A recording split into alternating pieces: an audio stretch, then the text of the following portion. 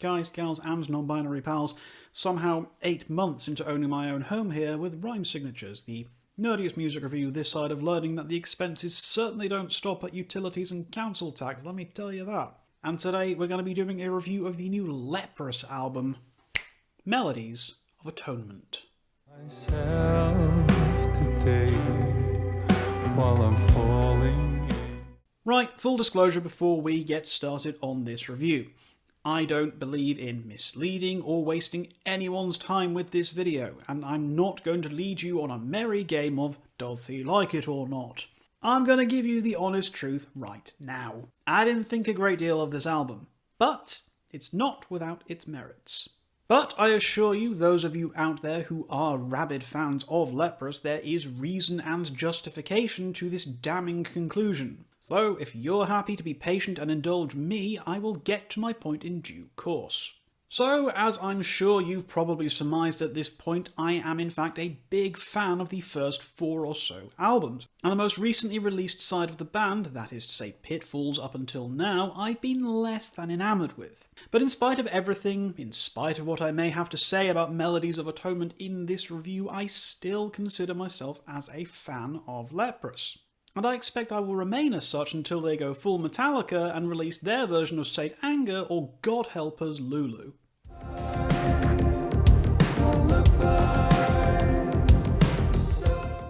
So, where did I get on board with Leprous, and what makes my opinion of this album worth even the slightest damn? Honestly, my opinion shouldn't mean anything to you, especially if you like this record. I am merely exercising my rights on the public forum that is YouTube to speak my heart and explain why I found this album disappointing. Now, I started with Tall Poppy Syndrome, and I found it at about the same time that I found Haken with their debut of Aquarius. I was stunned, frankly, knocked to my feet and bowled over with how incredible this new band were. Now, if Haken were the new Dream Theater, then surely Leprous were becoming the new Opeth. Their blend of deathy, blackened, aggressive prog metal set a fire within my heart, and I very swiftly became obsessed. Bilateral followed, and so did my love, as the band refined and cleaned up the sounds and styles that they led with on Tall Poppy Syndrome. It made for an album that was much more concise, a lot more focused, and it felt like Leprous were really setting themselves up to become kings of the world. Cole, of course, came next, and while the lack of the more death metal focus was slightly jarring to me at first, the darkened atmospherics and haunting moods were a true delight for me. And they served as further proof that this band could do no wrong, which was only further compounded when the jaw-dropping The Congregation, which felt like a perfect summary of the band's career thus far at the time of its release, came out in 2015. But with Melina onwards, I started to notice something. This was fast becoming something that I wasn't prepared for or enjoying that much. The band were morphing into an entity that did not spark joy. Leprous were becoming a vehicle solely for lead singer Einar Solberg, and everyone else was told to, stand behind him.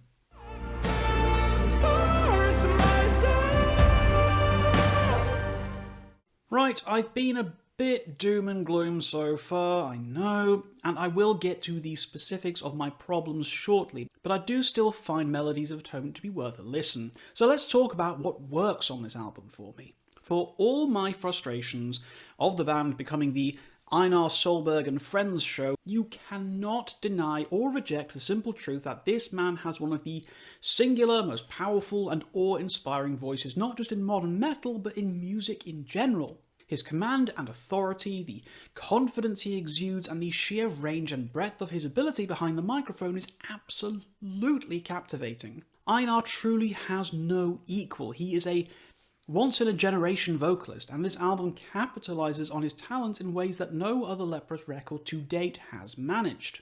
His brooding and sullen tones on opening tracks Silently Walking Alone soon give way to his mountain-toppling sustain and delivery, and it is difficult not to feel goosebumps every single time you feel him step up to the big choruses and leading passages that he's become so well known for. We're even treated to some moments of harsh aggression and more, how shall we say, ferocious vocal delivery for the first time in a while now. If, you discount the fan-based request song that was Nighttime Disguise that closed off the previous record, Aphelion, but, Honestly, it's refreshing to hear that Einar is still capable of these more murky and angular moments. Now, they are few and far between, however, so don't get too used to them. This is still very much a modern Leprous record, and the falsetto highs are still par the course here. There's also some extremely catchy instrumental stabs and sections to be found. The Love It or Hate It main riff from Atonement, you know, that whatever. It's undeniably attention-grabbing and certainly manages to make itself known and remembered over the course of the album's 51-minute runtime.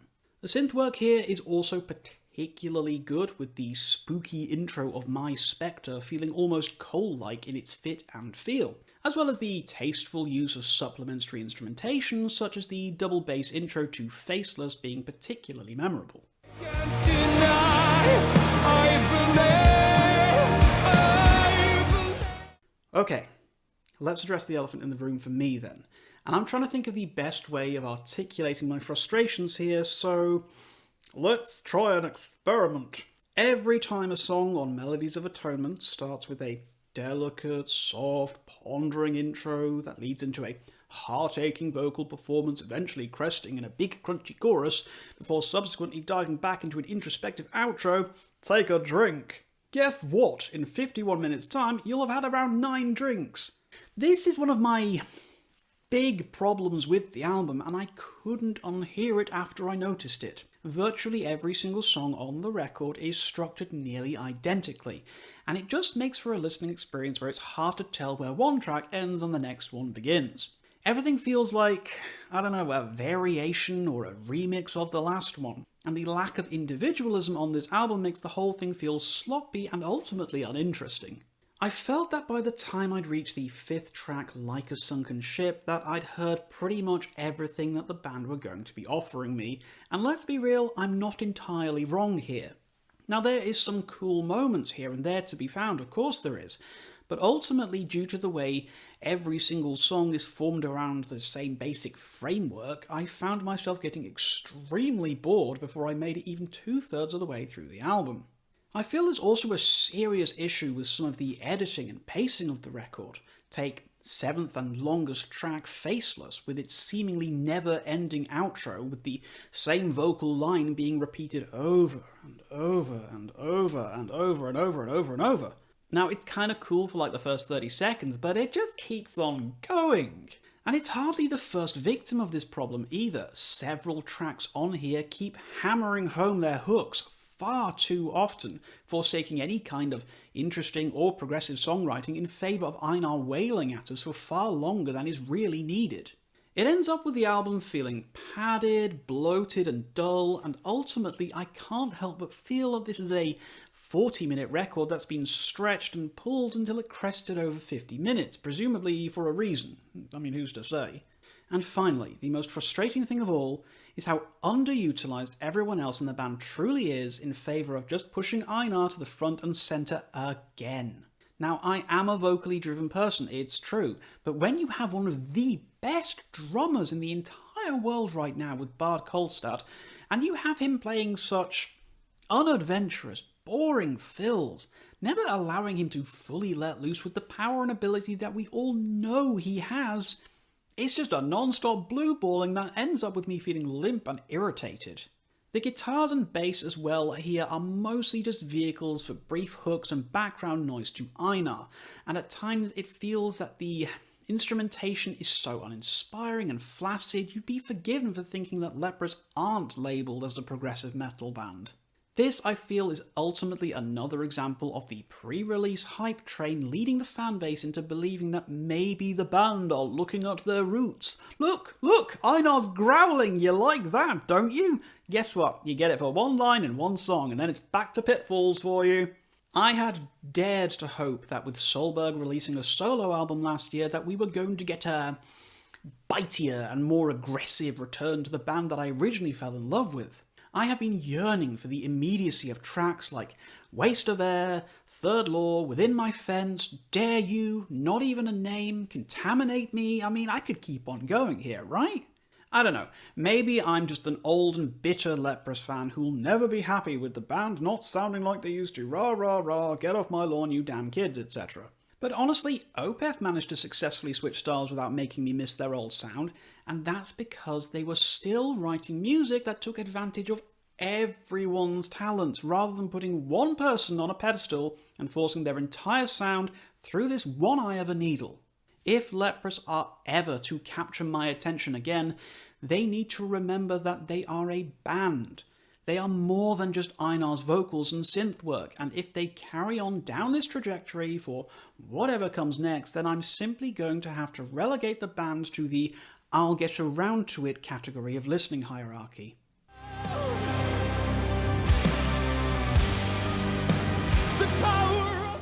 So, what else can I say about Leprous's Melodies of Atonement?